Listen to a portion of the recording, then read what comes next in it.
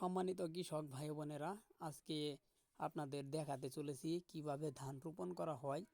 একজন দক্ষ কৃষক কিভাবে ধান রোপণ করে এই মাটিতে সাজিয়ে গুছিয়ে কিভাবে ধানটা রোপণ করে, আর এই ধানটা কতদিন পর বড় হয়ে আরেকটি ধানের বিস্তার করে, সেটা আপনাদের দেখাতে যাচ্ছি। আজকের ভিডিওটা আপনাদের সবাইকে সম্পূর্ণ দেখার জন্য অনুরোধ রইল। এখানে দেখতে পাচ্ছেন একজন কৃষক কিভাবে ঝালাটা রোপণ করছে। এই রোপণ করার ক্ষেত্রে প্রথমত রোপণ করার জন্য একটা জমিতে প্রথমত ঝালার প্রয়োজন হয়। সে ঝালাটা এই ধান থেকে উৎপাদন করা হয়। 1 কেজি ঝালা দিয়ে 3 থেকে 4 শতাংশ জমিনে ভালোভাবে চাষ করা হয়। এখানে দেখতে পাচ্ছেন আরেকটা জমি, পার্শ্ববর্তী জমি, যে জমিতে পানি বেশি থাকার কারণে চাষবাস করতে পারছে না।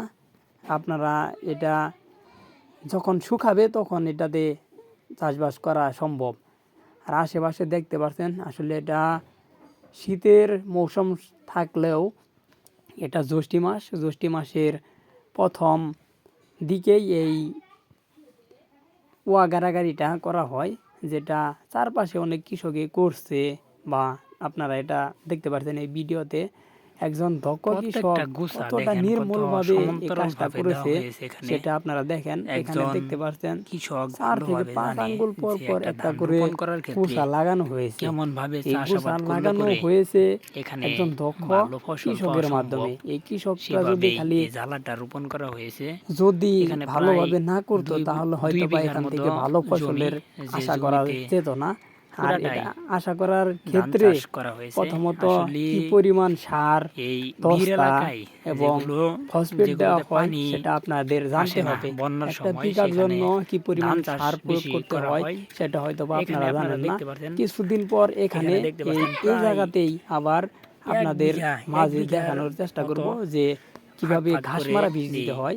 সেটা জানেন আপনারা যে ঘাস মারা বীজ ওয়াগারার 3 থেকে 4 দিন পর এই বীজটা দেওয়া হয়। একজন কৃষকের সেই ঘাস মারা বীজটা দেওয়ার পর এই জমিনে ঘাস বলতে কোনো কিছু থাকবে না।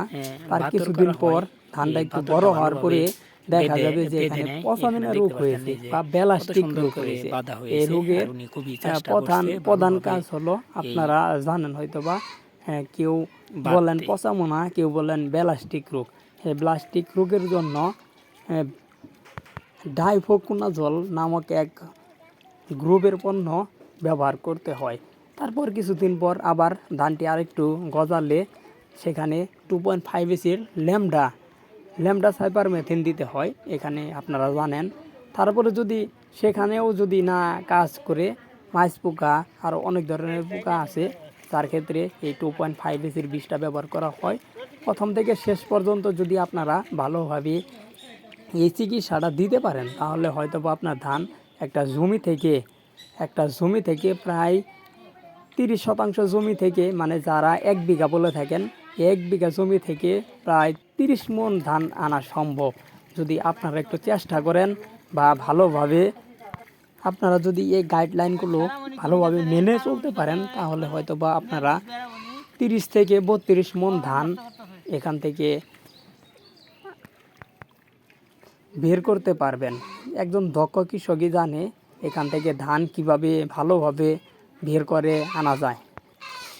আর আপনারা জানেন কাটারি ধানের চাল অনেকটা সুস্বাদু, যেটা এই কৃষকেরা সবচাইতে বেশি প্রয়োগ করে। আসসালামু আলাইকুম, আমি নাজমুল। আমি আপনাদের মাঝে কিছু ভিডিও দেখানোর চেষ্টা করছি। এখানে দেখেন আশেপাশে প্রায় 30 থেকে 40 বিঘার মতো জমিন রয়েছে, যেখানে প্রায় প্রত্যেকটা জমিনে ধান চাষ করা হয়েছে। যেখানে প্রায় প্রত্যেকটা জমিনে ধান চাষ করা হয়েছে। এখানে আসলে ভিড়া জমিনে সবচাইতে বেশি ধান চাষের জন্য উপযোগী, যেটা ভুট্টা চাষের জন্য উপযোগী নয়। এখানে দেখতে পাচ্ছেন চারপাশে প্রায় প্রত্যেকটা জমিনে ধান চাষ করা হয়েছে। অনেক সুন্দরভাবে দক্ষ কৃষক এসে এই ধানটা ভালোভাবে পরিচালনা করে ভালোভাবে গেড়ে দিয়েছে। একটা ঝালা কত সুন্দর করে ঘাড়তে হয় সেটা এই বাংলার কৃষক জানে। বাংলার কৃষক আরও কিছু জানে যে কিভাবে সার প্রয়োগ করতে হয়। আপনাদের মাঝে এইটুকু ভিডিও আপনাদের দেখানোর চেষ্টা করলাম। আসলে এটা ভিডিও করার প্রধান উৎস আপনাদের মাঝে যেন এই ভিডিওটা যায়, আপনারা যেন সঠিক গাইডলাইন পান, এজন্যই আপনাদের মাঝে